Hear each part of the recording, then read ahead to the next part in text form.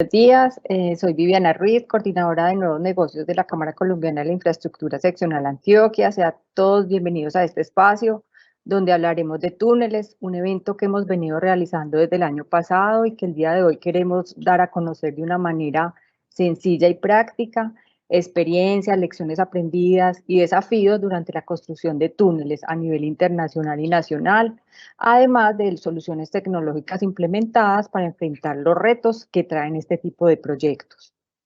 Extendemos un agradecimiento a las empresas que se vincularon comercialmente en este conversatorio. Ellas son Alión, Cementos Argos, Construsol y Nortúnel. A continuación le doy la palabra a nuestro director, el doctor José Fernando Villegas, quien les dará un saludo. Pues gracias, Viviana. Un saludo muy especial a todos los que nos acompañan el día de hoy y muy especialmente dar la bienvenida a nuestros panelistas del día de hoy. En primer lugar a Darío Ángel. Darío, gracias por acompañarnos. Ya has estado con nosotros. Darío, para los que no sepan, es el director de Geología y Geotecnia de la firma Estima, una de las firmas que mayor experiencia tiene en la construcción de túneles en el país. Lo va a acompañar también Ramiro Gutiérrez. Ramiro, bienvenido. Ramiro es el director del departamento de túneles de Ingetec. Ellos nos van a compartir la experiencia de un proyecto en el que participaron en México. Igualmente nos está acompañando el ingeniero Germán Rueda. Germán, qué gusto tenerte. Germán, muy cercano a esta casa, le tocó toda la construcción del túnel de Oriente, pero miles y miles de experiencia en construcción de túneles. En esta ocasión nos va a hablar un poco de experiencias en el túnel del Seminario. Finalmente a Gustavo Adolfo López. Gustavo, de la firma El Cóndor, Construcciones El Cóndor, quien nos va a contar también sus experiencias en un túnel maravilloso que recientemente fue puesto en servicio en diciembre del año pasado, el túnel de Tesalia. De manera que muy bienvenidos a todos. A ustedes van a disfrutar el conversatorio con estas cuatro personalidades que tienen una gran experiencia y conocimiento en el tema de túneles. De manera que, bueno, espero que lo disfruten. Viviana, te doy entonces la palabra para que ya hagas tú la coordinación de todo el panel. Bueno, gracias, director. Continuamos, entonces vamos a iniciar, digamos, la presentación con el complejo subterráneo PH La Yesca, México. Aquí va a estar el geólogo Darío Ángel, el ingeniero Ramiro Gutiérrez. Es un proyecto que desarrollaron con la firma Ingetec. Luego vamos a continuar, ellos hacen su presentación, luego sigue el ingeniero Gustavo Adolfo López, de Construcciones El Cóndor, que nos va a presentar el túnel Tesalia de Concesión Pacífico 3. Y continúa, ya para terminar el conversatorio, el ingeniero Germán Rueda, donde nos va a presentar el desvío del túnel Seminario, lazo vía ascendente Las Palmas. Al final puedes plantear tus preguntas a través del chat, pues las cuales les plantearemos al final. Escogeremos algunas, pues porque si hay muchas preguntas creo que no nos daría el tiempo para responderlas todas. Seleccionamos algunas para plantearles a nuestros invitados. Entonces, bienvenidos, Darío, ingeniero Ramiro, tienen la palabra. Me presento, mi nombre es Ramiro Gutiérrez, soy ingeniero civil de la Javeriana, tengo unos posgrados en geotecnia y en gerencia de construcción, también de la Javeriana, y soy máster en estructuras de la Universidad de Barcelona. Cuento con 42 años de experiencia en obras subterráneas. He estado en muchos proyectos de todo tipo, hidroeléctricos, con más de 800 kilómetros de diseño y más de 500 ya operando satisfactoriamente en Colombia y en el exterior. También he participado en muchos aspectos de procesos constructivos con máquinas TBM, EPB, rozadoras, excavaciones para pozos, rice boring, Alimac, sistemas sinking, etc. Y técnica como en medición de esfuerzos in situ con overcoring y fractura hidráulica. Actualmente estoy encargado de los diseños de estructuración de la línea del metro de Bogotá, que tiene 12.6 kilómetros con máquina EPB, con sus estaciones y pozos, para ser construido en arcillas de la Sabana de Bogotá. Además, he sido profesor universitario por más de 18 años, especialmente en la Universidad Javeriana y en la Escuela Colombiana de Ingenieros.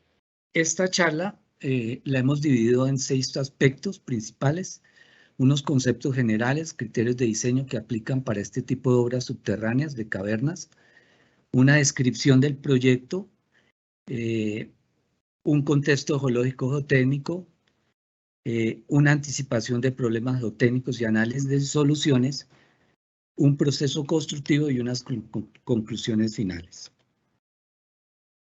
Criterios. Entonces, básicamente, como ven en esta diapositiva, un complejo subterráneo pues está compuesto por varias excavaciones. No solamente es una caverna, sino es un conjunto de túneles, de galerías que incorporan todo el complejo subterráneo. Estos complejos subterráneos básicamente se definen bajo unas condiciones topográficas y geológicas particulares. También debe existir un confinamiento adecuado para reducir longitudes de blindaje, como voy a mostrar más adelante, y hay una interacción muy estrecha entre los equipos electromecánicos para poder definir tamaño, ubicación de generadores, turbinas, conductos de descarga, compuertas de cierre, edificios de control, etcétera, ¿sí? El tamaño y la longitud también pues la definen por estos equipos, y estos complejos subterráneos están definidos básicamente desde el punto de vista geológico geotécnico, buscando las mejores condiciones del macizo rocoso, entre ellas un buen RQD en lo posible, buenas resistencias a la compresión, módulos de Young altos, entre otros, y se revisa también temas de permeabilidad. Como ven acá, el tema de confinamiento es importante. Cavernas muy superficiales pues, pueden generar problemas de subsidencia o también una reducción de los esfuerzos confinantes que a veces ayudan a estabilizar cuñas en algunos casos particulares, y se busca pues que tengan el confinamiento, y obviamente pues dentro de un macizo de roca con buen RQD. Por otra parte, estos complejos subterráneos buscan reducir la longitud de blindaje. Si una caverna se ubica en este sector que estoy mostrando con el cursor, pues indica desde el punto de vista de fractura hidráulica que hace que se requiera una longitud de blindaje para evitar ese fenómeno, pues alargaría la longitud de blindaje. Por lo tanto, el complejo subterráneo se coloca en un sitio más aguas arriba, donde ya solamente el blindaje que se requiere es por gradiente hidráulico y no tanto por garantizar un factor de seguridad de 1,3. Este es el caso, por ejemplo, que estoy mostrando. Esta es la central subterránea de Porce, donde este punto está ya garantizando el punto B, el factor de seguridad a fractura hidráulica, y la longitud de blindaje que empieza en el punto A es solamente por gradiente hidráulico. Entonces eso condiciona en cierta manera la ubicación de este complejo, de este tipo de complejos subterráneos. Por otro lado, es bien importante disponer de un desarrollo para los túneles de acceso para poder construirlos. Entonces, las pendientes juegan un papel importante desde el punto de vista del proceso constructivo, y se asume que o se adopta valores máximos del 12%. Sin embargo, hay casos con pendientes un poco mayores. El otro punto es la definición de un túnel de descarga de estos complejos subterráneos lo más corto posible. Entonces, eso también hace que esa interacción entre el tema de la parte de arriba de donde están los túneles a presión y la parte de los túneles de descarga, que puede ser a flujo libre o en el caso de túneles con descarga sumergida. Por otra parte, bien importante en estos tipos de complejos, el tema de redistribución de esfuerzos. En especial, este complejo subterráneo se ubican muy paralelos al esfuerzo principal mayor que tiene el macizo rocoso. ¿Con qué finalidad?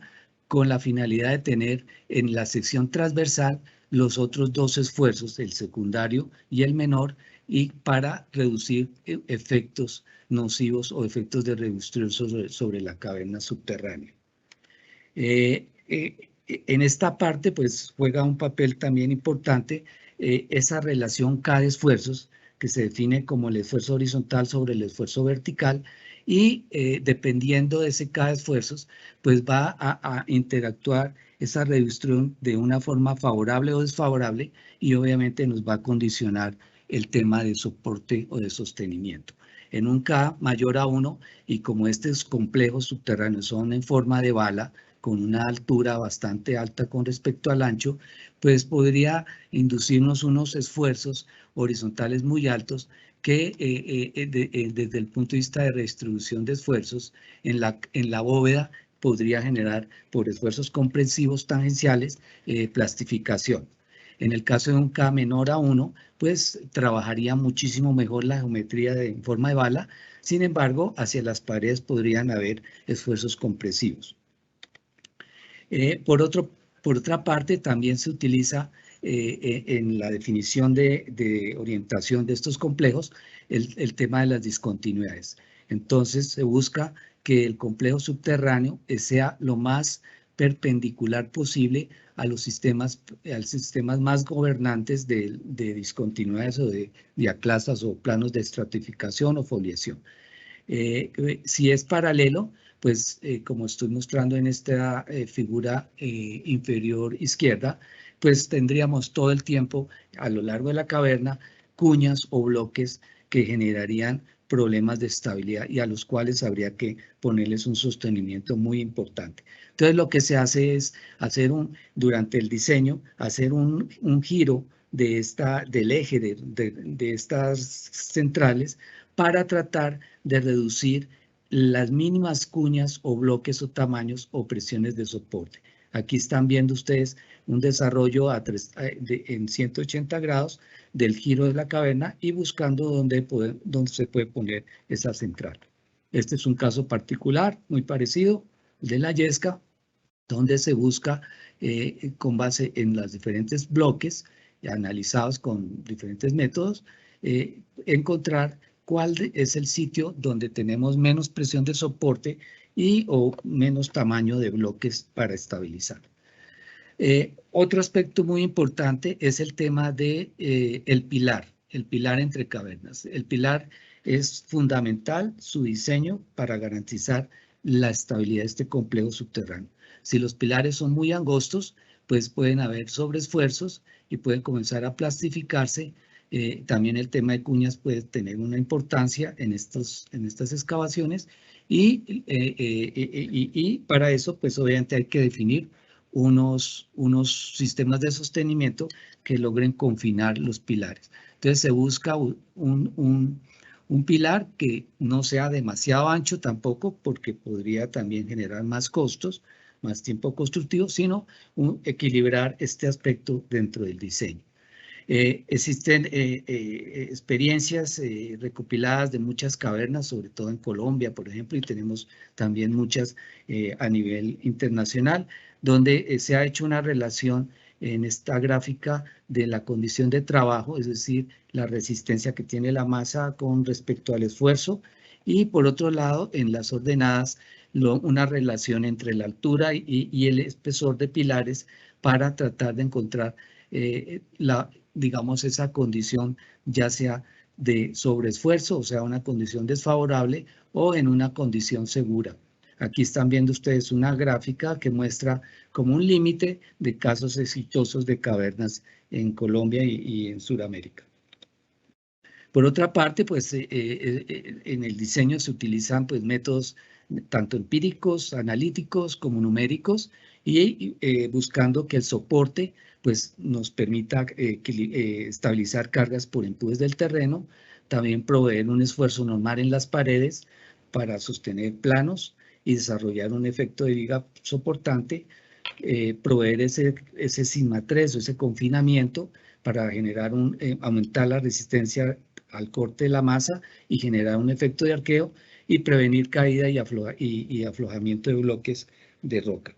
El sistema de pernos nos permite absorber deformaciones y hay que tener pues, en cuenta este aspecto durante el diseño.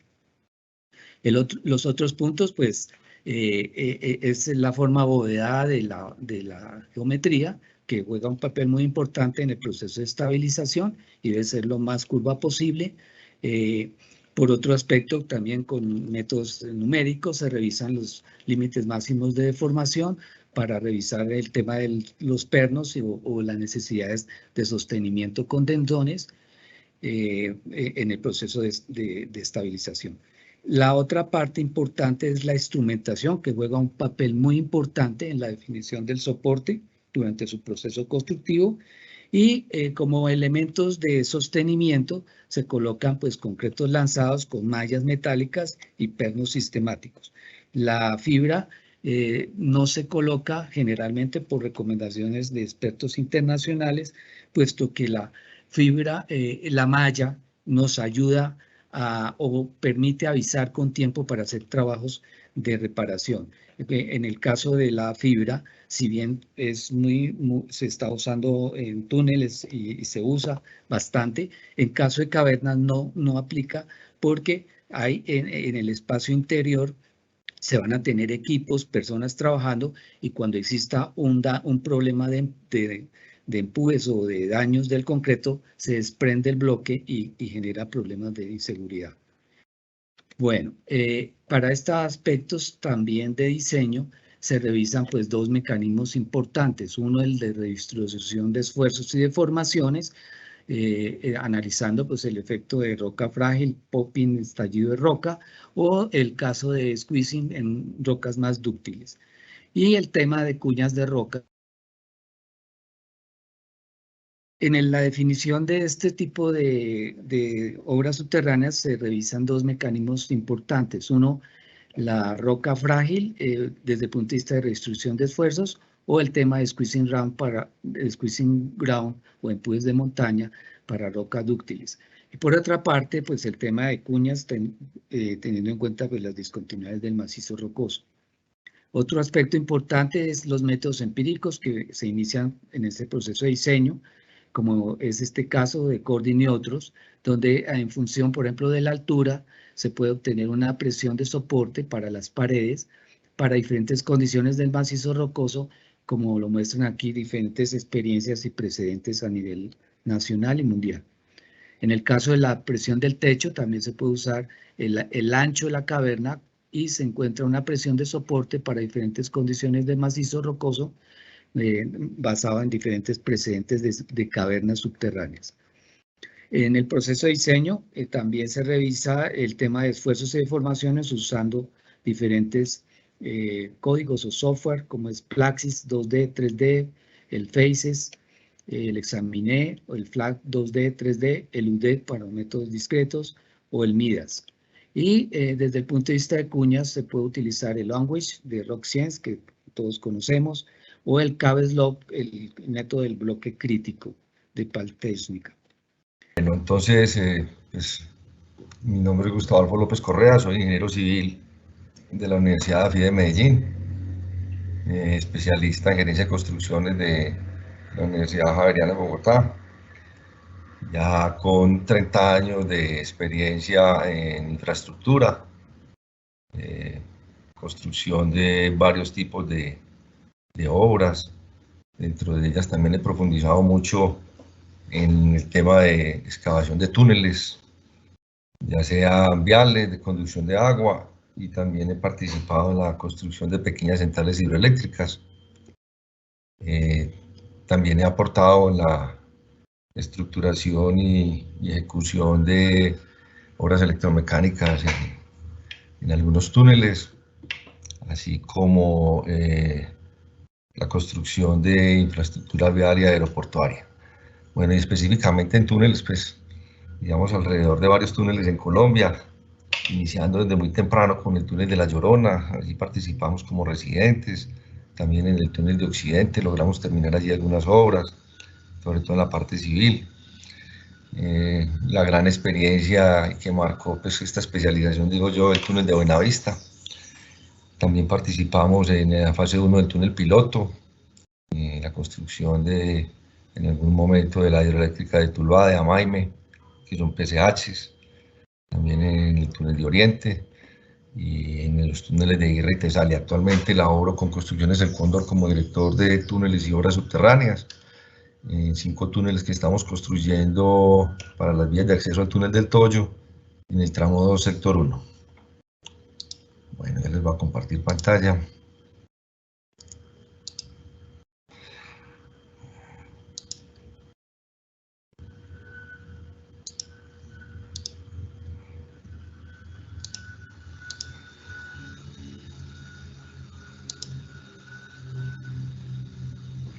¿Están viendo la pantalla?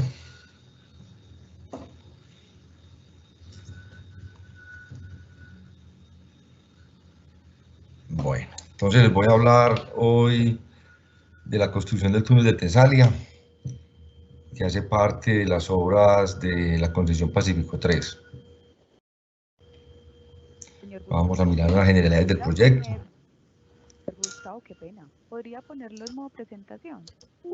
Claro que sí.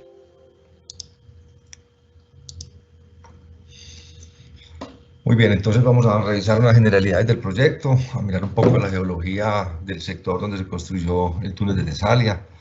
Vamos a hablar un poco de unas dificultades puntuales que se tuvieron en la excavación en una zona de la falla Patía. Vamos a presentar algo de las excavaciones de los túneles en general, la planeación sobre el tema de obras civiles después de la etapa de excavación, algo de ejecución de obras electromecánicas. Miraremos algunas cifras de obra ejecutada y algunas imágenes de momentos importantes. Procuré hacer de esta presentación algo muy visual también. Creo que muchas veces las imágenes hablan más, entonces esperemos sean muy entendibles. Bueno, este túnel, esta obra se localiza en la concesión Pacífico 3, que abarca los departamentos de Risaralda, Caldas de Antioquia. Tiene su inicio en la Virginia y su finalización en La Pintada. La componen 5 unidades funcionales y el túnel de Tesalia, del que vamos a hablar hoy, hace parte de esta unidad funcional 2, que es un sector nuevo, vía no existente, y en el cual se atraviesa parte de la cordillera occidental en la parte mediana a través de un túnel de 3.500 metros y hace conexión del Valle de Risaralda con el sector del 41, que es la vía que de Guerra conduce a Tres Puertas, que va hacia Manizales. Entonces este túnel tiene también dentro de su construcción otro túnel paralelo, que es su galería de emergencia. El impacto de esta obra es grande por el desarrollo que le va a dar a toda la región, por el movimiento de carga que se va a mover y el ahorro de tiempo que está generando en esta conexión del occidente de Colombia con el puerto de Buenaventura y con el sur de Colombia.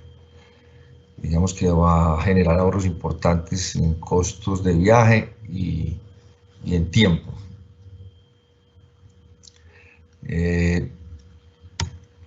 Algunas de las características principales del túnel a ejecutar: es un túnel de 3.5 kilómetros en su longitud, tiene una calzada, 2 carriles de 3,65, bermas de 1 metro, andenes de 1 metro, tiene un acabado de pavimento, pavimento hidráulico MR.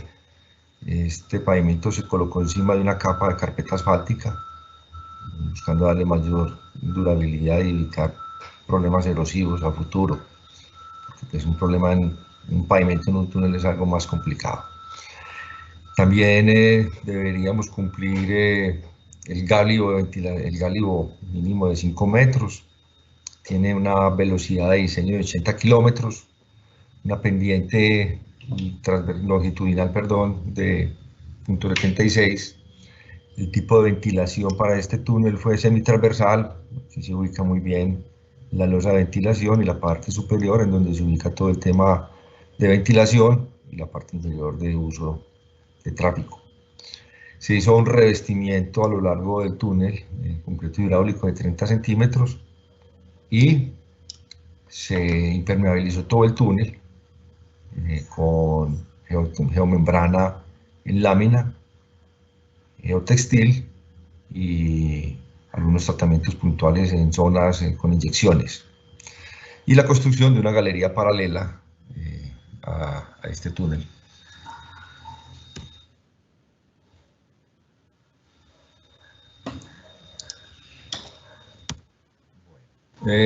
Ubicándonos un poco como en el ámbito geológico regional donde está ubicado este túnel, pues, digamos que geológicamente es una zona muy homogénea, está ubicada en la formación Barroso, sí está afectada por una falla activa a nivel Colombia, es una falla mucho más grande, es una falla cauca-romeral, pero también a nivel local se identificaron en los niveles de estudio preliminares 4 fallas geológicas que atraviesan el trazado del túnel, casi perpendiculares a ellas. El efecto pues, de estas fallas va a generar dentro de nuestros trabajos de excavación una condición de una roca fracturada y de condiciones especiales en la excavación. Todo esto pues, en su etapa de diseño se exploró mediante refracción sísmica y todas las exploraciones indirectas y directas que se plantearon y se corroboraron también durante el desarrollo de la construcción.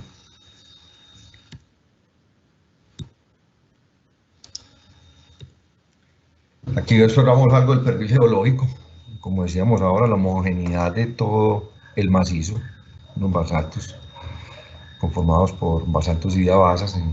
Las fallas que veíamos ahora están ubicadas en estas líneas que coinciden dentro de esta barra de colores con los colores rojos, que son los terrenos tipo D o altos o también especiales. La falla que inicialmente se tenía como la más difícil de atravesar durante las excavaciones, esta era la falla Quebrada Nueva, la cual no fue en sí la de mayor dificultad, sí siendo esta falla la Patía, en la cual vamos a profundizar más adelante un poco. El método de excavación utilizado en estos túneles es el método tradicional, perforación y voladura. Dentro de algo a resaltar en estos túneles son las áreas de excavación. Un túnel principal con un área de 120 metros cuadrados, es un túnel importante en excavación. Todo esto por la condición de la ventilación a instalar. Y una galería paralela de 22 metros cuadrados. Estamos hablando aquí de 2 túneles extremadamente diferentes en sección. Y la duración pues, que nos tomó las excavaciones de estos túneles, 31 meses a doble turno.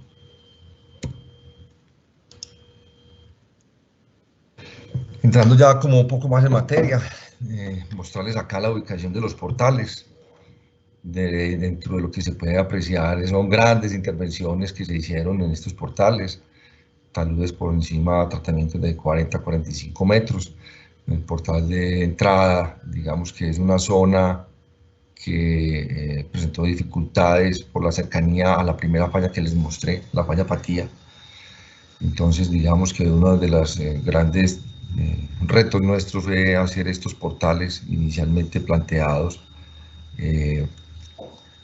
Se observa en esta parte, tuvimos un evento que nos generó retrasos en las excavaciones del túnel alrededor de 3 meses. Y pues aquí está la ubicación del túnel principal y contigua a él acá la galería de emergencia. En portal salida de pronto se ve un poco más claro todo. Aquí en una misma abscisa vemos la salida de ambos túneles. Aquí se puede apreciar la dimensión de los túneles, los tamaños y este machón que los divide, que era de 20 metros. Entre entrada y salida, cada 500 metros hay una conexión entre túnel principal y galería. La zona de ingreso al portal del túnel es a partir de la vía existente, que es la antigua vía que baja de Anserma hacia la Virginia. En el sector de Asia se divide en 4 kilómetros y llegamos a la boca del túnel. Esta portal de salida sale una vereda a La Libertad 3,5 kilómetros después de pasar el lomo de la montaña, y transcurren 13 kilómetros más para llegar a atravesar el río Cauca y llegar a la conexión en el sector del 41.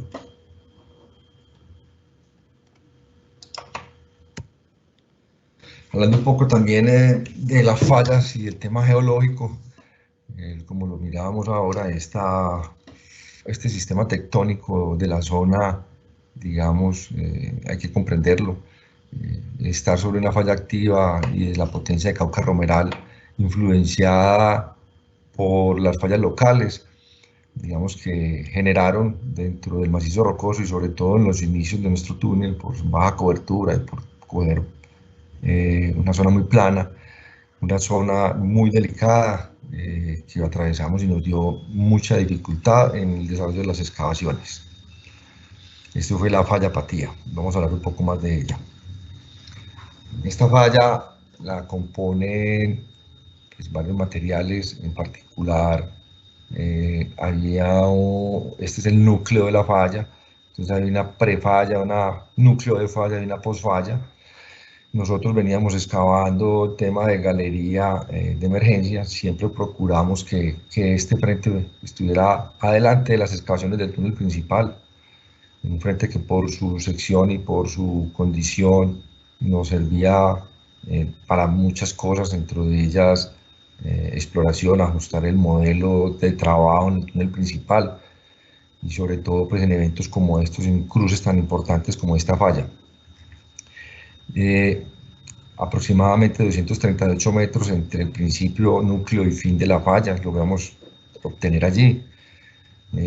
Materiales como brechas de falla, granitos intectónicos, gauss de falla. Esta línea gris era una especie de barrera impermeable que teníamos y las cuales al momento de estar excavando por acá se nos presentaron dos eventos, dos influjos de agua que generaron paradas del frente de trabajo y todo un planteamiento de la metodología, cómo atravesar esta zona.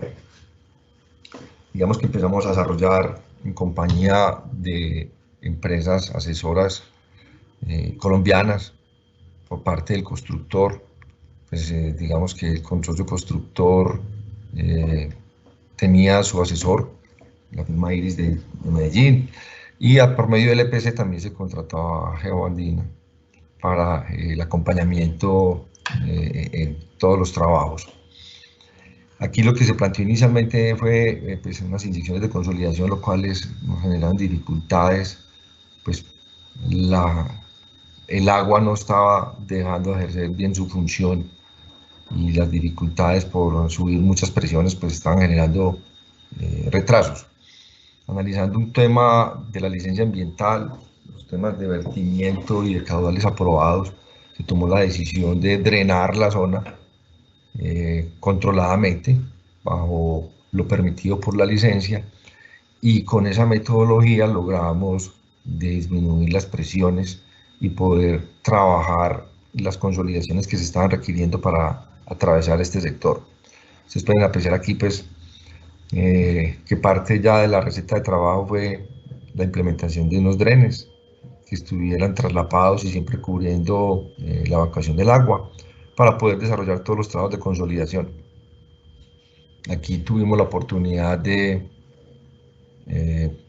inyectar varios tipos de productos. Definitivamente el que más se acomodó con nuestras necesidades fue las lechadas cementicias, con cemento estructural y también con microcemento. Parte de este logro, de esta experiencia, luego de cruzar esta zona, pues lo aplicamos al túnel principal, en el cual pues, la condición y la forma de acometerlo tenía que ser diferente por el tamaño de la sección que estamos manejando. A pesar de que esta sección se manejó en dos secciones, pues definimos fraccionarla más según las recomendaciones y la condición del terreno. También pues mostrarles que dentro de las implementaciones que se hicieron en el cruce de la falla y en la identificación de fallas fue usar esta sísmica tridimensional, unos sellos TSP, digamos que habían en su momento sido poco utilizados en Colombia. nuestros resultados y lo mostrado aquí fue gratamente satisfactorio por los datos suministrados y luego de poder cruzar las fallas, pues de corroborar que esta herramienta nos sirvió, además que nos ahorró tiempo de inactividad por no recurrir a otro tipo de exploraciones. Aquí de pronto pueden ver antes del tema de las preinyecciones, parte de las velocidades que nos muestra, y era la afectación y alteración que existía en el Machón por la presencia de agua. Todo esto era el influjo y la zona que había que consolidar. Y hacia adelante pues nos mostraba por sus velocidades otras zonas de penetración de agua y intercaladas con zonas de roca. La implementación de este método también lo hicimos hacia adelante en otras fallas y de verdad por la longitud y por la calidad de la información recibida es una muy buena técnica a implementar. Luego ya para la falla Patía, en el túnel principal, pues, lo que generamos fue unos tratamientos especiales ya a mayor tamaño. Miremos que esta área de excavación ya atrás es un área muy importante, son 90 metros cuadrados de los 120 a excavar. Entonces, pues unas campañas de enfilaje de 9 o de 12 metros, dependiendo de la facilidad de instalarse, en donde dejábamos el 50% de excavados y los otros de traslapo para asegurar el terreno. Se desarrollaron campañas de inyección cementicias acordadas con los especialistas hacia adelante y algo lateralmente para garantizar que el agua no iba a generarnos problemas mayores dentro de las excavaciones. Y se subdividió por etapas, en 4 etapas esta excavación. Esto lo llamamos como una sesión tipo champiñón, en donde lo que se pretendía era buscar e instalar primero partes de los elementos de los marcos, dándoles un apoyo, y en la medida que íbamos avanzando ya bajábamos un poco a la zona lateral en cada una de las bancas, y ya tener esto a nivel de banca, pues terminamos de bajar, de hastiales, terminamos de bajar la banca, y esta zona también se le colocó Inver. Una de las herramientas muy favorables que utilizamos allí fue una rozadora, equipo pues que nos facilitó los trabajos en el sentido que pues hay otras herramientas que son del común uso en nuestras excavaciones, que son los martillos hidráulicos, pero este tema de vibraciones allí nos estaba generando problemas con los trabajos de consolidación, y decidimos utilizar esto con la rozadora y nos facilitó y nos ayudó en la instalación de los marcos y en los avances. De las recomendaciones, pues se colocaron en esta zona diferentes tipos de instrumentos, luego de terminado de excavar, consistentes en un extensómetro de posición múltiple, celdas de carga y de formímetros, los cuales fueron monitoreados a lo largo del tema de la excavación hasta la entrega. Hoy actualmente todavía se monitorean, dejamos los espacios en el revestimiento y se hacen lecturas. Afortunadamente los resultados han mostrado que no ha habido movimientos y está tranquila la falla. Eso fue uno de los principales también motivos de revisión en los temas de revestimiento y de monitoreo permanente por si de ocurrir algo se tomen medidas al respecto. Muy bien, respecto a las excavaciones en otros tipos de terreno, tipo A, B y C, pues la metodología utilizada, como se lo mencioné, fue perforación y voladura. Llevábamos siempre media sección del túnel principal adelante, luego bajábamos las bancas. Importante acá es, implementamos el uso de emulsiones bombeables, con ellas digamos que nos fue muy bien, tanto técnicamente como económicamente. Tuvimos ahí una sinergia con Indumil en su fabricación y suministro y operación. También la implementación de detonación mixta con el uso de detonadores electrónicos y exceles comunes, también con muy buenos resultados. En cuanto a avance y a control de sobreexcavaciones, pues podemos ver aquí partes donde los terrenos son más competentes de las excavaciones como estaban terminadas. y pues la instalación sistemática de sistemas de anclaje, de fijación como marcos a lo largo del túnel galería, que hacía paralelo pues al túnel principal. Los tipos de terreno ya finalizadas las excavaciones pues mostraron un ajuste de lo que se tenía inicialmente proyectado en los modelos geológicos. Como todo, es la mejor aproximación cuando arrancamos las obras. Aquí al final los terrenos buenos aumentaron, los terrenos regulares rebajaron y los terrenos malos aumentaron. Y al final, pues, digamos, se tuvo una diferencia en cuanto a la clasificación de los terrenos. Bien, luego de terminar las excavaciones, pues todo este tema de la construcción de obra civil, cantidad de obras simultáneas para alcanzar las metas propuestas, luego de tener algunos retrasos sobre los temas de excavación, por los temas de portales, por los temas de la falla Patía. Entonces, pues era un juego y un reto la coordinación de todos estos sectores.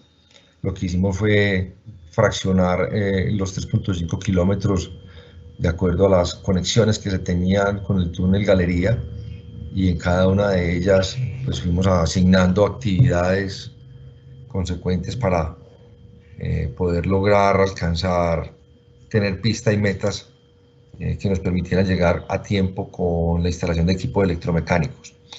En el tema de revestimiento utilizamos 3 formaletas hidráulicas de 12 metros de longitud con 2 carros. Repartimos una por el sector 1 y entramos otras 2 por el sector 6 y 7 para buscar encontrarse en el medio. Para la producción y colocación de concretos contábamos con 2 plantas de concreto, una a cada boca de portal, volúmenes importantes de colocación de concreto mensuales. Todo un tema de impermeabilización con frentes independientes, subcontratado. Aquí podemos también observar todo el tema de anclajes para la ménsula que soporta la losa de ventilación. Todo un tema de subdrenaje, el cual se optimizó y pues logramos evitar cruces en las vigas bases y dejar todo a nivel por debajo de la viga. Actualización de los diámetros de tubería acorde ya a los volúmenes de agua encontrados. Todo el tema de la losa de ventilación se hizo in situ, con formaleta que se iba desplazando. En esto utilizamos alrededor de 8 juegos de formaleta, también ubicadas estratégicamente en cada sector, dependiendo de la pista que íbamos dejando luego de la construcción del revestimiento. Trabajos dentro de la galería de emergencia, los cuales consistían en pues, un andén, un pavimento donde circulan los carros de emergencia y la impermeabilización en las zonas de agua. En la obra también implementamos unos patios prefabricados, donde construimos allí cárcamos eléctricos y tapas para todos los andenes, y pues la instalación en los frentes de obra. Y pues acá todo el tema, además de contar con un gran trabajo por dentro, como el sistema de ventilación nuestro era semitransversal, pues hay que construir unos edificios de ventilación en cada boca, y pues aquí se ve el portal de salida en su ejecución, que también generaba restricciones para la circulación al interior del túnel. Aquí también podemos apreciar la colocación de la carpeta asfáltica que les hablé ahora como parte de la estructura del pavimento instalado. Sobre los temas ya electromecánicos, pues mostrarles un poco acá de los trabajos adelantados. Digamos que los sistemas de ventilación, contraincendio, iluminación, potencia, escada, pues, fueron contratados, fueron elaborados pues, en conjunto con el EPC, con los ingenieros especialistas del tema. Aquí podemos apreciar en el portal de entrada la construcción del edificio de ventilación. Aquí ya está terminado el tanque de agua de la red contra incendios y atrás tiene el cuarto de bombas, todo un tema de subestación de potencia que le suministra la energía a medio túnel, y la construcción de un tanque de sustancias peligrosas que recoge los derrames que puedan haber dentro del túnel en su operación. la galería de emergencia, su túnel principal.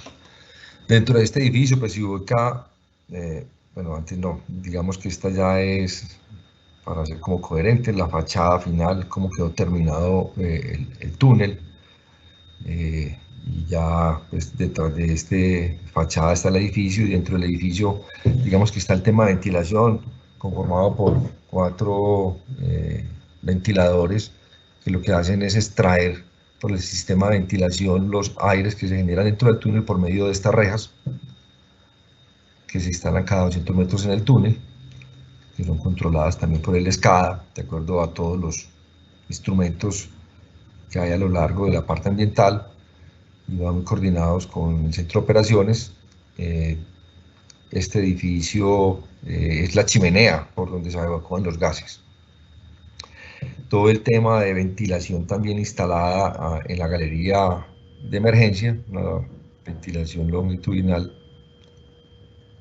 con unos jet fans, y aquí podemos ver pues todo el tema acabado ya de la galería de emergencia con su pavimento, su andén y toda su bandeja de potencia y de monitoreo. En esta diapositiva podemos observar pues todo el tema ya de los nichos SOS, la instalación, ya bien sea para nichos contra incendio o cabinas para telefonía, instalación de iluminación, y en la parte inferior podemos apreciar ya una perspectiva del túnel casi que terminado, en donde pues está toda la pintura horizontal instalada, tema de iluminación, pintura lateral, algunos instrumentos y todo el cable radiante.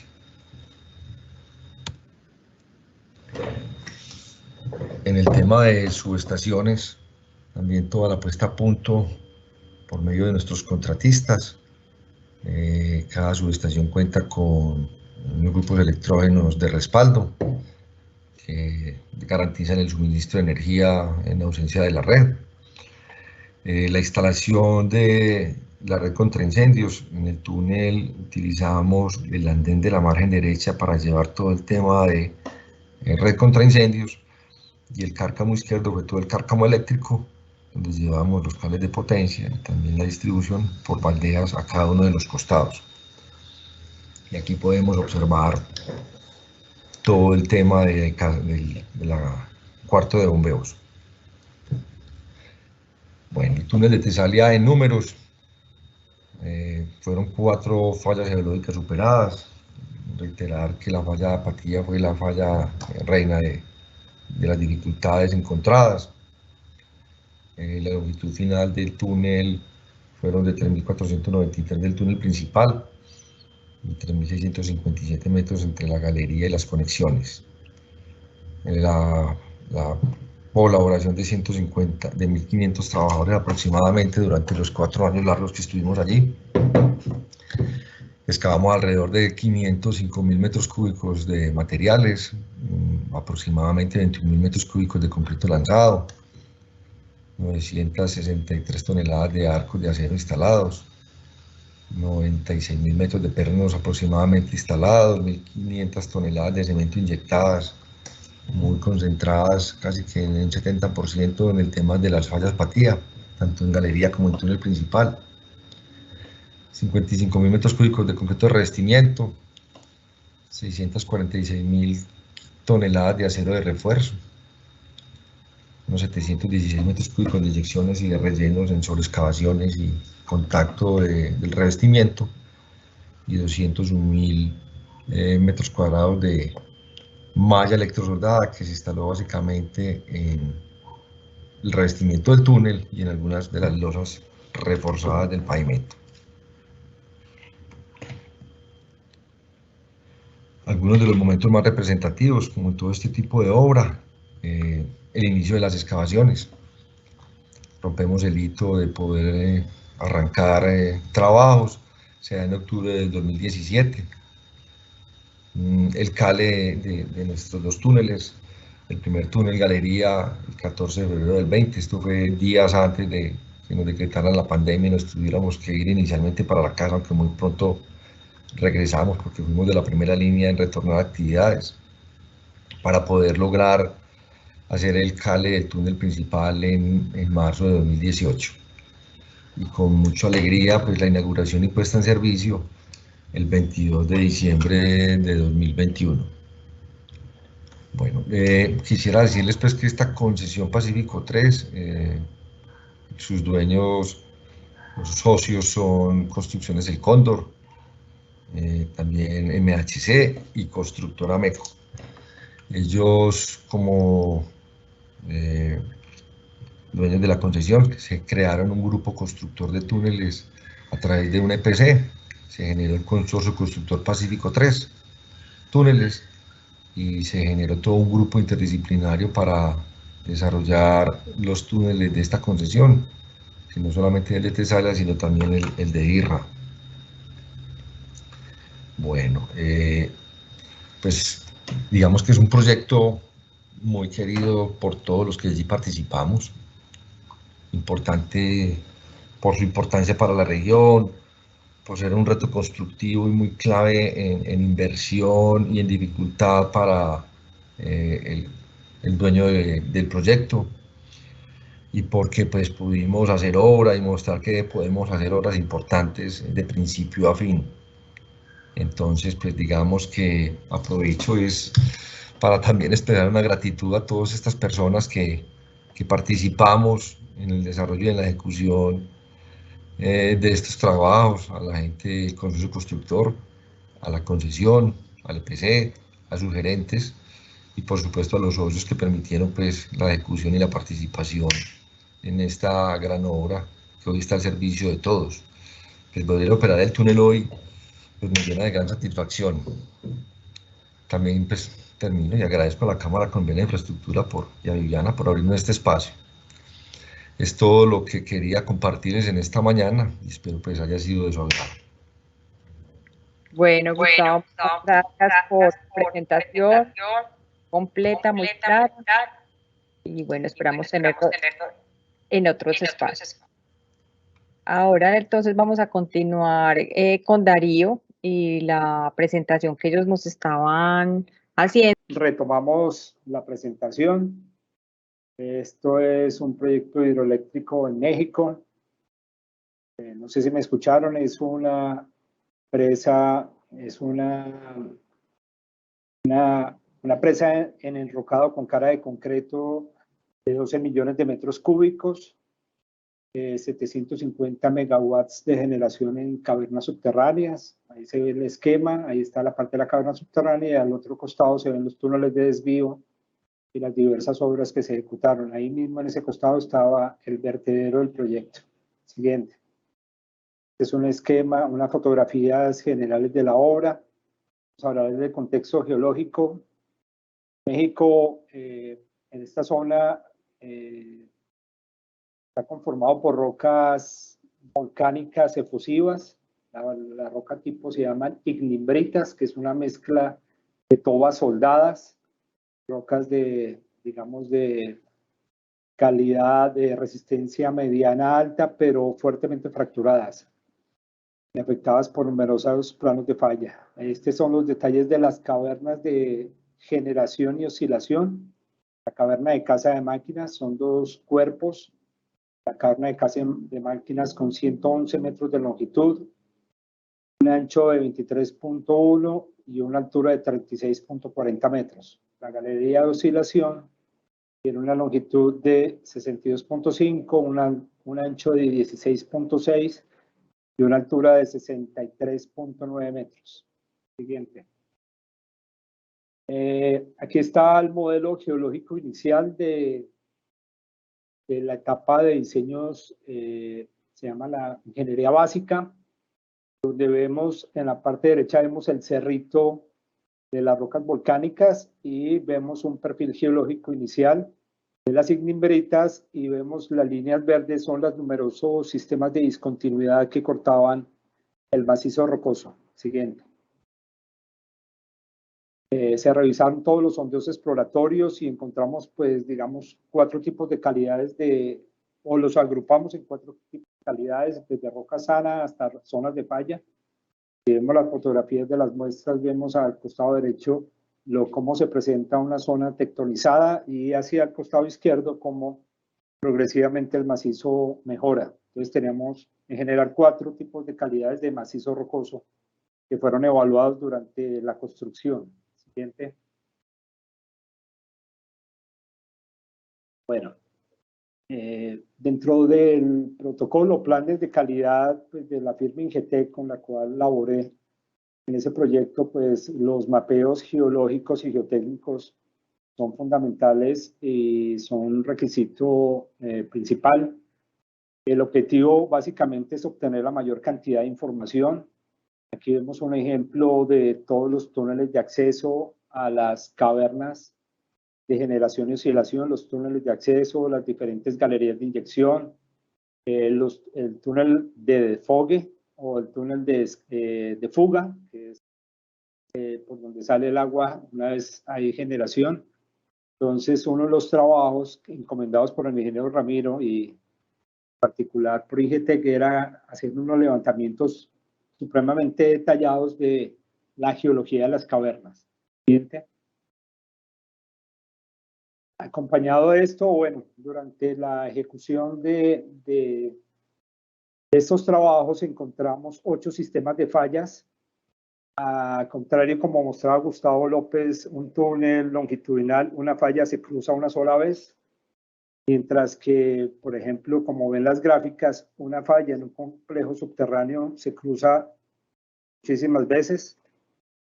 La falla, por ejemplo, la falla 1, que vemos en el costado superior izquierdo, cortó todos y cada uno de las cavidades subterráneas que se excavaron en el proyecto. Ahí se ve una proyección donde no toca la casa de máquinas, pero también la tocó, los pozos verticales, los diferentes túneles. Adicional al levantamiento estructural, se adelantó un mapeo de dominios geomecánicos.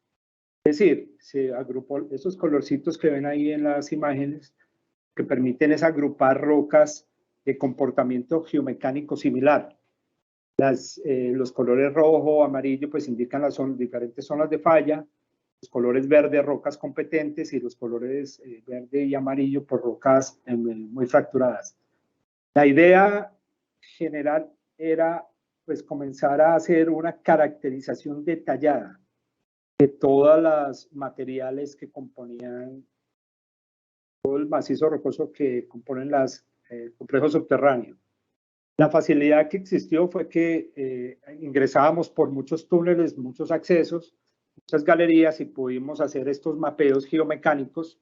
Ustedes ven ahí, son secciones de las cavernas ya con información real.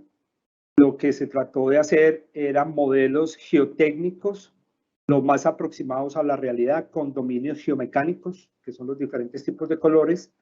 Las fallas se simularon con el espesor real que encontraba en campo, con las direcciones, de tal manera que el ingeniero Ramiro, que está acá presente, pudiera adelantar los análisis geotécnicos de rigor para ver si pues, la ingeniería o los elementos de sostenimiento pues, iban a cumplir con los requerimientos de factores de seguridad a largo plazo. Como el problema era la cantidad de discontinuidades y fallas, se prepararon modelos tridimensionales isométricos que podíamos observar cómo era el impacto de las diferentes estructuras. Esto nos permitió anticipar muchísimos problemas en todos y cada uno de los túneles al hacer estas proyecciones. Uno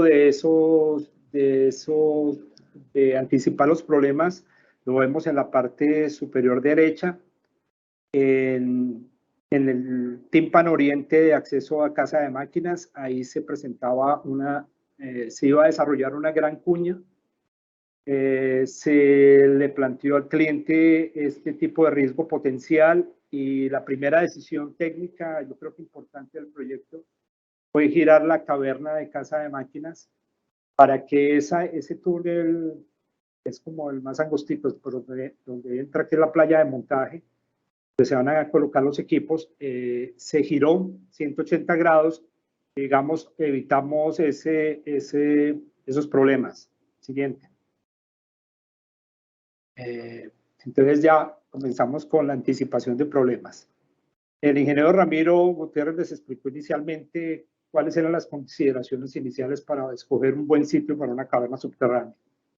Aquí el proyecto, pues básicamente ya el implante de la caverna estaba definido, nosotros o Ingetec iba a hacer a detalle, y en la primera alerta gigante que se presentó fue en la margen izquierda, donde la conjugación de 4 fallas geológicas comenzó a desarrollar el movimiento de una cuña de 3 millones de metros cúbicos. La línea negra que ustedes ven a la izquierda es el eje de la presa. Si una falla de esa magnitud se mueve, pues la presa queda en riesgo y el proyecto pues es un fatal flow para el proyecto. ¿Cómo se identificó esto? Pues a partir de exploración de campo, vemos en el costado derecho la instrumentación geotécnica instalada que nos permitió advertir el movimiento, y ya comenzaron, Ingetec pues, comenzó a hacer todos los análisis pertinentes, como el que está arriba, que es un modelamiento de la cuña, se denominó el proyecto La Masa Inestable, siguiente. Y requirió, yo creo que de las obras, pues, carrera profesional, de las obras más grandes de estabilización que se ha visto. Inicialmente hubo una descarga de materiales, una reconformación de las laderas arriba del portal. Se utilizó el túnel de desvío como una herramienta para ayudar a estabilizar. En la parte de los portales se construyó un contrafuerte gigante, en concreto yo creo que casi masivo, precisamente para hacer un contrafuerte a posible movimiento. Dentro del túnel se hicieron unas llaves de cortante longitudinal, o sea, el túnel quedó como, o el revestimiento del túnel quedó como con llaves internas para que el movimiento se pudiera controlar. Otro aspecto importante fue la construcción de unas lumbreras de cortante que las vemos ahí, son pozos verticales de 6 y 9 metros de diámetro, precisamente para anclar la masa inestable al sustrato competente y que se suponía quieto, que era por debajo de las fallas, y anclar toda la masa. Y adicional a eso, como una medida de seguridad, se giró el eje de la presa, 14 grados. Entonces, con esos sistemas, pues ya nos dieron una alerta del comportamiento de las casas de máquinas. Aquí está en los túneles de acceso las diferentes cuñas que sistemáticamente se comenzaron a evidenciar, y pues la alerta general fue el problema de cuñas y deslocamientos en la casa de máquinas y en la caverna subterránea. Siguiente. Aquí hay unos ejemplos. Si ven la foto, hay este es un geólogo asistente que nos acompañó. Él está dentro de una cuña que falló en una pared de la galería de oscilación. Siguiente. Y aquí pues vemos todos los deslocamientos sucesivos que comenzó a sufrir la caverna. Son en paredes verticales, entonces los sistemas de presostenimiento pues son muy complejos. Entonces básicamente vemos que la combinación de las diferentes fallas comenzó a hacer mellas, sobre todo en los pilares centrales entre las dos cavernas. Aquí vemos la parte inferior, porque era el otro acceso, se comenzaba a trabajar desde la parte superior y también desde la parte inferior. Entonces, toda esa interacción de macizos rocosos fracturados, presencias de discontinuidades muy importantes, fue la que finalmente el ingeniero pues, Ramiro analizó, y pues ahorita le va a presentar los resultados. Algo importante es que cuando se perdía la sección de excavación, se perdía la geometría por un deslocamiento de cuñas, se tenían previstos los sistemas que no los he visto aquí en Colombia, son unos arcos como geométricos, en los cuales se pueden hacer revestimientos en concreto hidráulico de manera rápida. Entonces, en las zonas de geometría regular se hacían estos confinamientos o estos empaquetamientos, como llaman ellos, empaquetamiento de arcos con concreto hidráulico, y la geometría se recuperaba pues para no dejar zonas inestables a procesos o a deslocamientos mayores.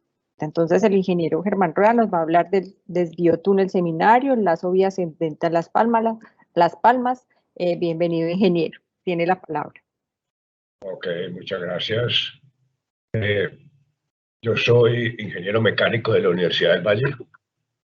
Tengo un máster en mecánica de sólidos con especialización o con énfasis en la elasticidad de la University of New Mexico en Albuquerque, en el cual desistí de hacer el PhD porque esa no era la vida que yo quería.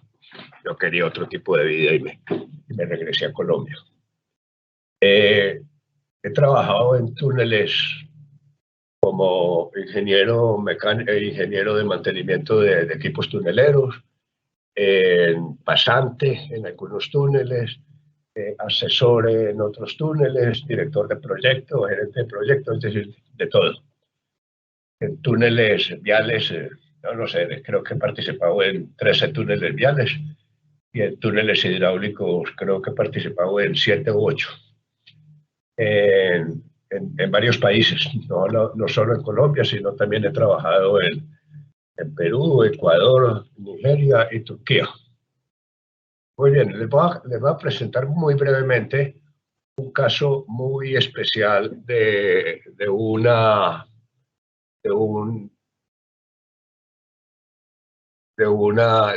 problema de tunelero.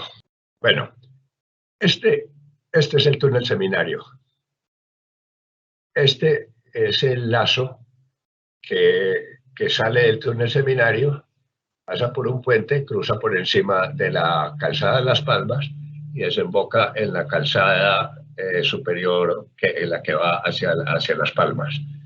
Entonces, el problema era esto venía aquí tangente, todo este pedazo tangente, que es alrededor de 18 metros para llegar a excavar este túnel. ¿Cuál es el problema? Primero, son 18 metros en una zona en la cual no había bóveda, era casi completamente plano.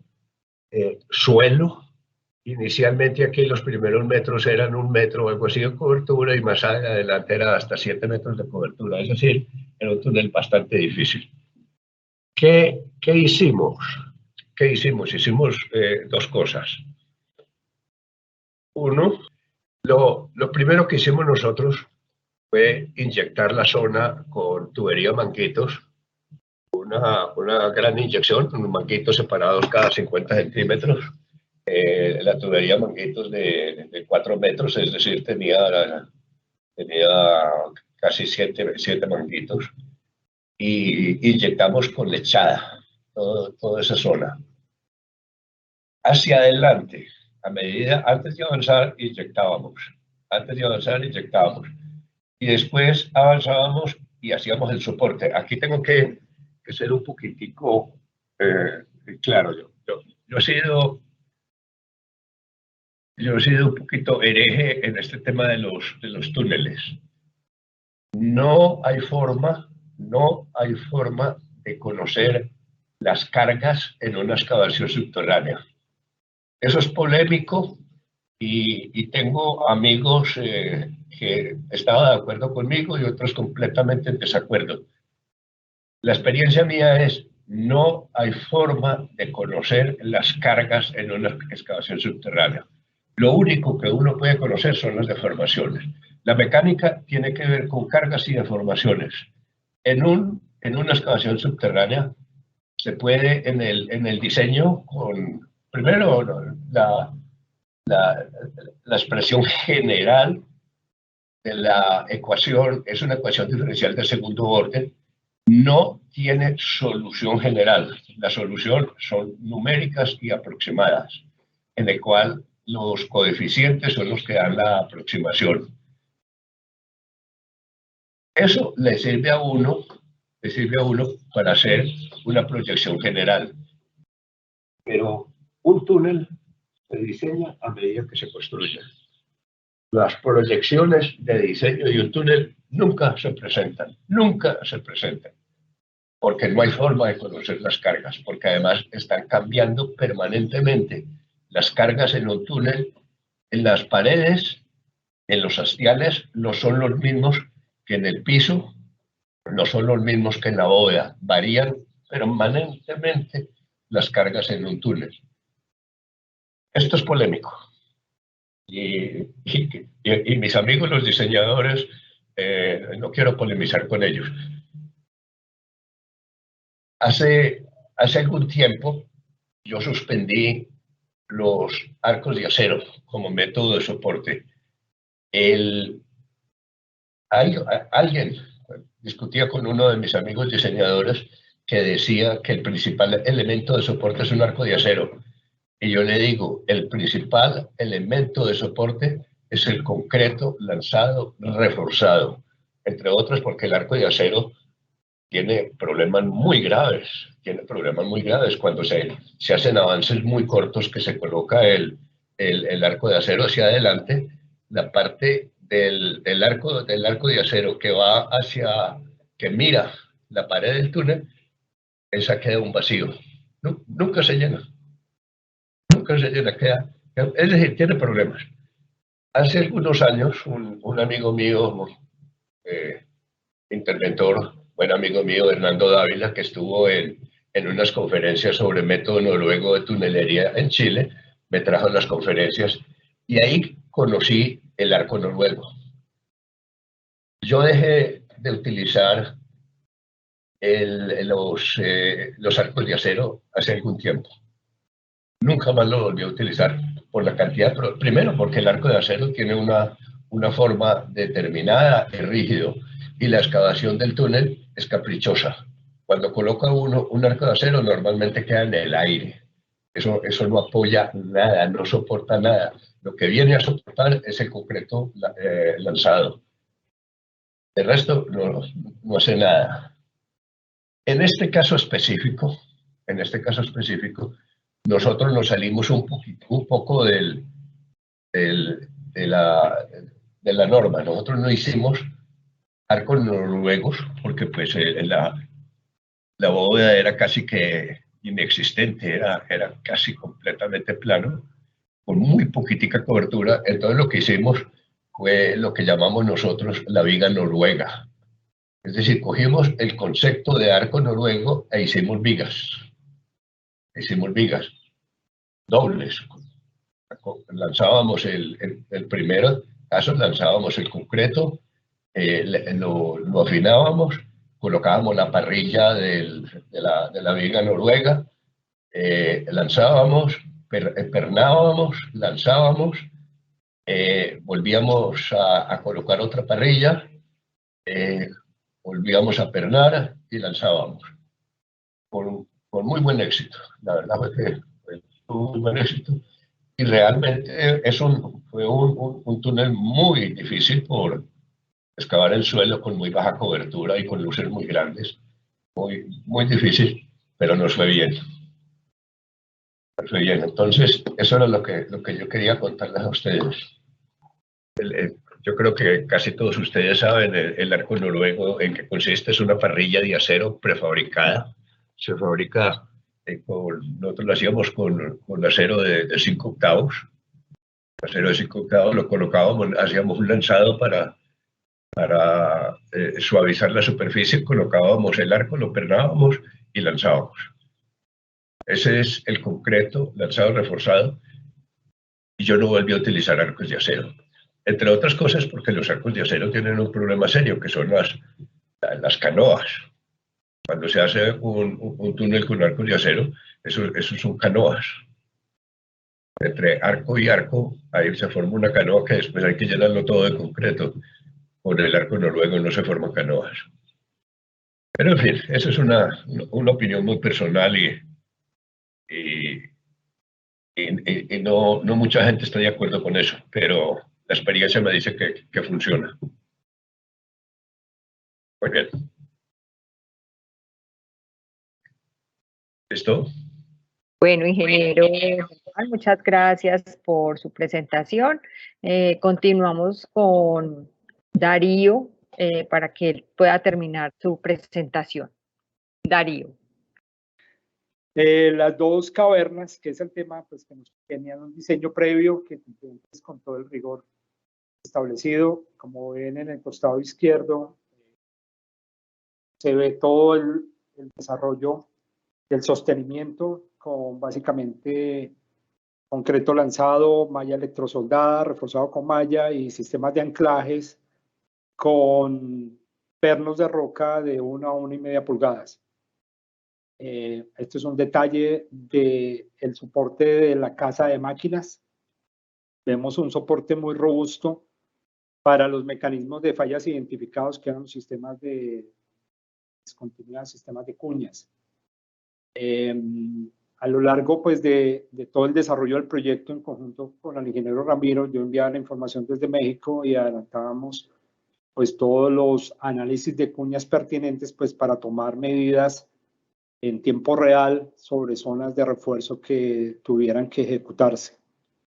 Aquí están algunos de todos esos análisis que se realizaron en función de factores de seguridad, volumen, tamaño de las cuñas, etcétera, de probables cuñas. Se hacían modelaciones para mirar cuñas desde la más pequeña hasta pues, las cuñas potencialmente más grandes y pesadas y más inestables.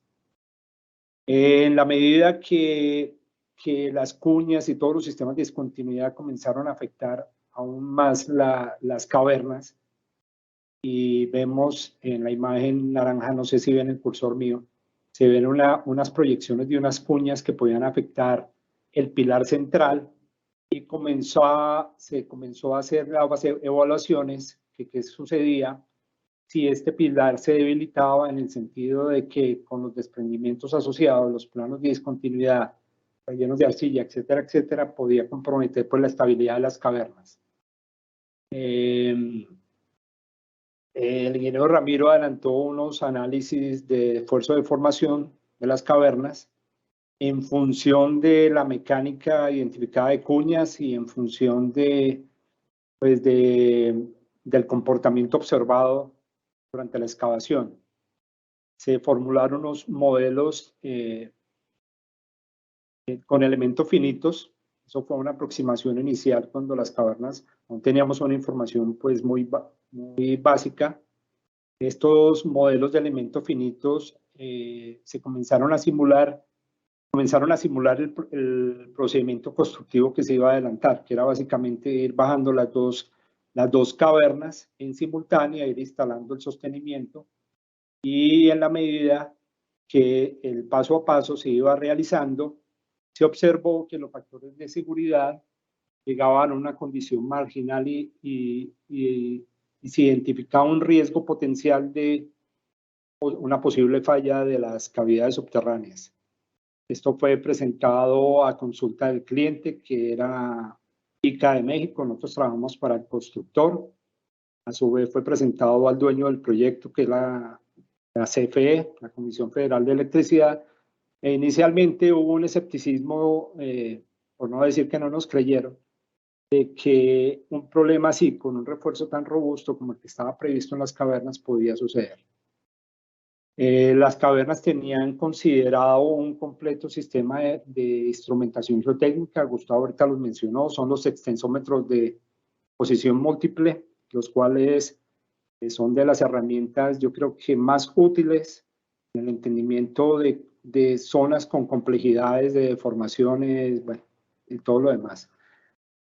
Las comenzamos a utilizar desde el túnel de la línea hace muchos años, y por lo menos en los proyectos donde he participado, alguno que otra vez las hemos utilizado. Esto sí, en las cavernas sí se tenía un completo programa de instrumentación con estos elementos, donde nos permitía ver la magnitud, velocidad y sobre todo la profundidad de los movimientos. En la medida que fueron bajando las cavernas, los movimientos fueron pues muy leves.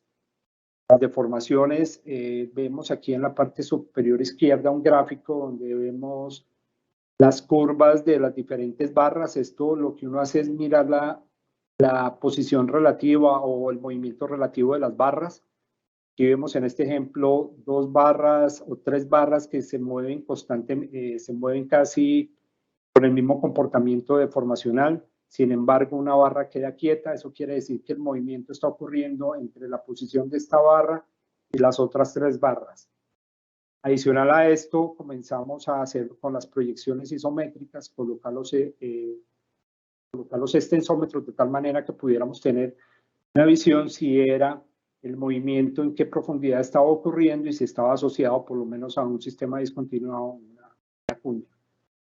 Estos son algunos de los ejemplos de todos los análisis que se llevaban: velocidades, bueno, aceleración, profundidad de los movimientos, etc. Aquí está un ejemplo de las diferentes discontinuidades con las proyecciones isométricas en la medida que pudieran darnos una idea si, como dije anteriormente, si está involucrado parte de las cuñas en el proceso que se está observando de deformación. Cuando la caverna y la galería de oscilación llegó a cierta profundidad, se comenzó a evidenciar un cambio notable en los instrumentos. Ya la profundidad del movimiento comenzó a aumentar. Es el caso, aquí vemos que se tomaron secciones de la caverna y en la sección 4 y 5 comenzamos a ver que el radio plástico, el área de desconfinamiento, o los movimientos de los extensómetros estaban ya muy superiores a los sistemas de anclaje que vemos acá. Eso quiere decir que esta área morada, si hay un movimiento, vemos que todos los anclajes quedan inmersos, o todos los pernos quedaban inmersos en ese movimiento. Ahí viene la alerta general para tomar decisiones pues, constructivas de manera inmediata. Una decisión, yo creo que la más importante, fue que se suspendió la excavación de la galería de oscilación mientras se hacían los estudios y evaluaciones pertinentes, y se comenzó a reforzar todo el sistema de casa de máquinas. Los primeros signos de inestabilidad comenzaron a aparecer en la bóveda, con fisuras, abombamientos, agrietamientos del concreto, deformación de la trave carril, que es esta estructura metálica de color azul, es la que va a permitir pues, el desplazamiento de los equipos de gran peso. En el fondo, en la parte superior de la foto, se ve la playa de montaje. Aquí llegan todos los equipos. Abajo vemos la instalación de los equipos. Estos equipos van a moverse a través de estas plataformas para poder llevar los generadores pues, a la caverna abajo. Aquí comenzaron a ver los problemas. Aquí están los agrietamientos, abombamientos, y se comenzó a evidenciar lo que se había anticipado, que era que se comenzaba como a plastificar las cavernas de casa de máquinas. Inmediatamente se solicitó, pues, primero parar la excavación de la galería de oscilación, y se comenzaron a hacer una serie de trabajos de refuerzo a las cavernas de galerías laterales. Afortunadamente, pues el túnel contaba con numerosos túneles, galerías y, bueno, pozos, y se logró hacer estos trabajos. Vemos un ejemplo de estos trabajos. Está un equipo perforando en una galería, pasando anclajes de una pared a la otra, con tensores, o sea, tensionados o apretados en ambos costados del túnel, de la galería pequeña y la caverna. Y la respuesta de los instrumentos se comenzó a evidenciar. Aquí vemos cómo después de los tratamientos comienza una disminución de los movimientos en digamos, los inclinómetros, los extensómetros de posición múltiple que estaban más afectados. Este es básicamente cuando se suspende la excavación de la galería de oscilación. Finalmente, tanto en la margen derecha como en la margen izquierda, el problema de la cuña de 3 millones de metros cúbicos fue correctamente atendido. Al igual, el problema de estabilidad que estaba presentando las cavernas subterráneas también fue atendido. Este es un mensaje de un proyecto exitoso que se logró llevar a cabo pese a un macizo rocoso muy complejo, con base pues en estudios directamente durante construcción, seguimiento, mapeo, etcétera, etcétera. Personal pues muy calificado que estuvo en ese proyecto. Este es el proceso constructivo de las cavernas. Esta es la parte superior de la caverna de casa de máquinas. Se excavaba en 3 etapas. La etapa inicial es la parte de la mitad, y diferencialmente se iban cada una tenía aproximadamente 8 metros y se iban abriendo las dos, no se excavaba todo de una. El soporte aquí lo vemos es concreto lanzado, pernos, drenajes, malla electrosoldada. Este es el paso a paso de las siguientes excavaciones. Ya vimos en la zona de la clave algunos desprendimientos de cuñas. Y así sucesivamente se fue bajando la caverna. Aquí están las fechas de cada una de las etapas hasta que ya llegábamos a donde se iban a colocar las turbinas y todos los diferentes equipos electromecánicos, los túneles de aspiración y todo lo demás. Este es un recuento fotográfico de la caverna de Casa de Máquinas. Y este es un recuento fotográfico de la galería de oscilación. La galería de oscilación solo tenía pues la función, como su nombre lo dice, de hacer oscilar el agua. El agua entraba por dos bocatomas que están ubicadas acá en la foto izquierda. Estas son las dos bocatomas, entra el agua, hace el proceso de generación, mover las turbinas y sale esta galería, que es la galería de oscilación, hace que el agua regule, se generen golpes de ariete y cosas así. Y finalmente pues sale por el túnel de fuga. Es el paso a paso de cada una de las actividades de la galería de oscilación hasta su finalización. Bueno, es hasta este punto y aquí es cuando ya se reactiva la excavación después de haber terminado las excavaciones de la galería, de la Casa de Máquinas. Se reactiva el 22 de marzo de 2010 hasta que llegó pues a su culminación.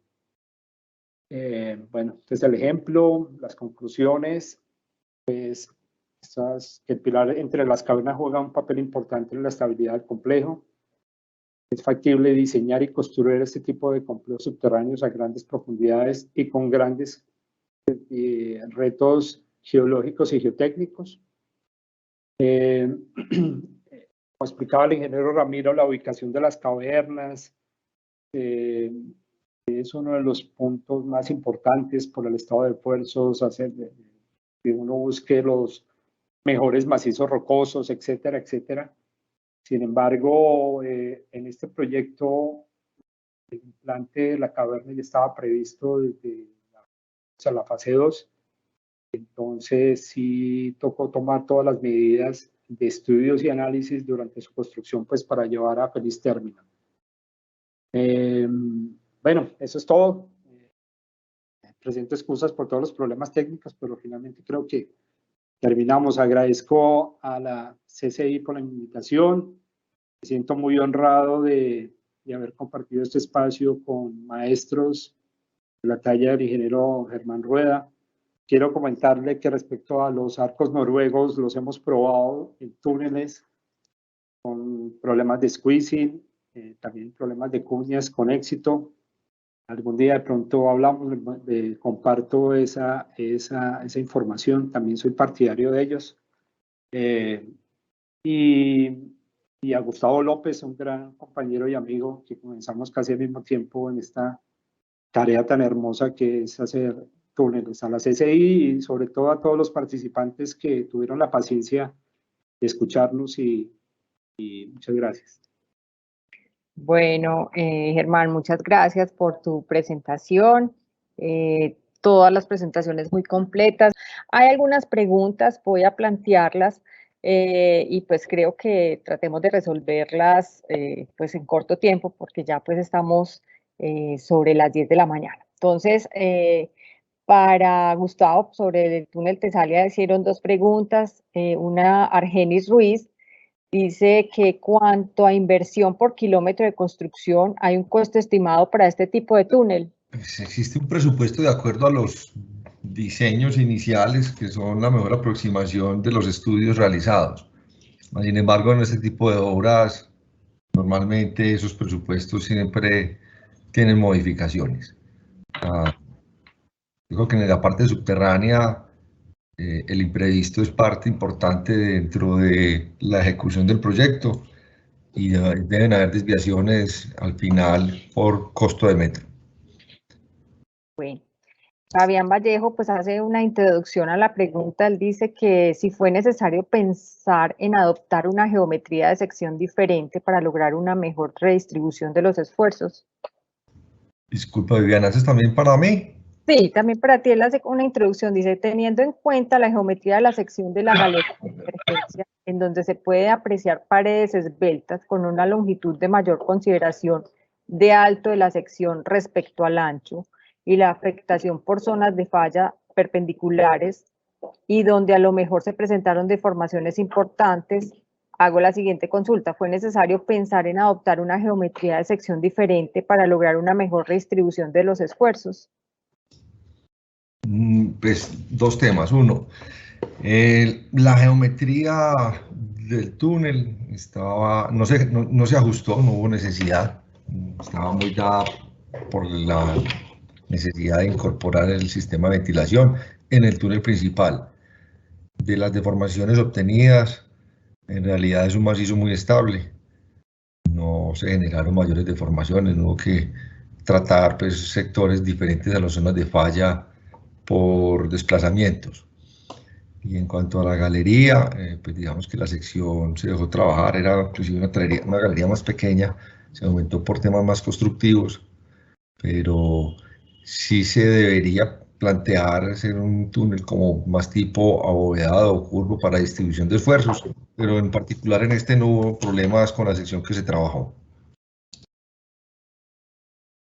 Bueno, perfecto, gracias Gustavo. Hay otra pregunta, dice, esta pues creo que es para Darío, o no sé si el ingeniero Germán también nos quiera, dice, la altura del arco superior depende del ancho de la bóveda. No sé, depende, estamos hablando de las cavernas. Sí. Sí, en general, de acuerdo a las condiciones geomecánicas presentes durante los estudios, hay unas formulaciones con varios autores sobre el radio del arco que debe tener las cavernas. De pronto también la pregunta con paredes verticales. Hemos visto cavernas subterráneas donde las formas tratan de hacerlas un poquito más circulares, pero de pronto algo que me faltó fue que esta caverna, las cavernas de Casa de Máquinas y Galería de Oscilación de la Yesca estaban a menos de 200 metros de profundidad. Entonces el problema no eran los esfuerzos, cada esfuerzo estaba menos de 1, entonces no era el problema de esfuerzos, sino era más bien las deformaciones inducidas por movimientos de las cuñas en general y un macizo muy fracturado. Entonces nunca se consideró de pronto cambiar la geometría de esbelta o vertical que tenían los hastiales de las cavernas. Entiendo la pregunta. Y sí, hay cavernas profundas con altos niveles de esfuerzo, donde se esperan altos niveles de esfuerzo, donde se trabajan con secciones geométricas más, digamos, aerodinámicas para los esfuerzos, para la distribución de ellos. No es el caso de la Yesca. Perfecto. Hay otra pregunta y dicen, ¿cuál es la relación de esbeltez a la hora de diseñar un túnel? Ahí no sé cuál de los tres quiera responder. Digo que eso depende. Si es unas condiciones de macizo rocoso muy débiles, unos altos estados de esfuerzos, seguramente ningún diseñador va a pensar en una relación es muy alta. O sea, entre la sección más se acomode a una forma circular, esa es la sección más apropiada. Ahora bien, depende de las condiciones particulares del sitio, pues las diferentes secciones de excavación se desarrollan. Hemos tenido problemas en túneles con secciones muy esbeltas, viales o galerías, que ha tocado requerir pues, de nuevos diseños pues, para mejorar la geometría de la excavación y finalmente pues, la distribución de esfuerzos y un mejor comportamiento geomecánico se ha observado. Digo que la forma es el aspecto más importante excavación subterránea. Perfecto, bueno, no tenemos más preguntas, pues nos queda darle las gracias a nuestros invitados, al ingeniero Germán, al ingeniero Gustavo, a Darío Ángel, al ingeniero Ramiro, por compartir todas las experiencias en estos proyectos, toda la experiencia y conocimientos que tienen. En nombre de la Cámara, muchas gracias también a los asistentes y a nuestros patrocinadores, a los que comercialmente se vincularon a este evento, como Alión, Cementos Arcos, Construcción y Nortúnel. Los esperamos en otros de nuestros espacios. Muchas gracias. En la parte de preguntas hay un link con una encuesta para que por favor los asistentes nos diligencien y nos hagan los comentarios frente a este espacio. Muchas gracias, que tengan feliz día. A ustedes muchas gracias. Gracias, Viviana, por la invitación. Feliz día. Gracias. Gracias.